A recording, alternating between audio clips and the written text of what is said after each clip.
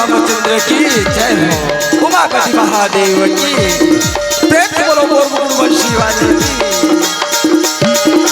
आवश्यकवादी हो ये छत्तीसगढ़ की पवित्र धारा धाम से अयोध्या के स्वरूप हमारे गांव की दरबारी बल्ला देव समान बुद्धिमान बड़े भैया बल्ला अवैया जवैया अरे प्रशंसा के पुल बधैया हमारे बड़े भैया उद्घोषक महोदय लीला आवश्यकवादी हो ये मंदिर एक राजवाद है।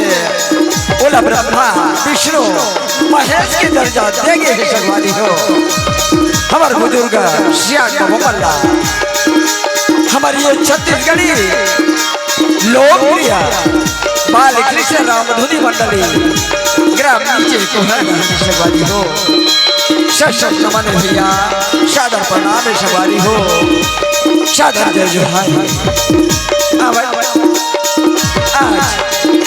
आपके गाँव भरी टोला सुंदर भगवान के चर्चा हो जाती सगवारी हो।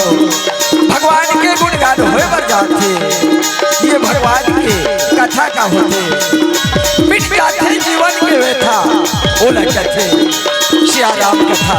तो अब ये हमारे छोटे छोटे लड़का मन नहाने भगवान के कथा का दिखाए भगवान के कथा के है भैया मेरा हमारे छोटे भाई समझ करके छोटे बच्चा समझ करके माफी दे के प्रयास करो माफी दे के प्रयास करो माफी दे के प्रयास करो।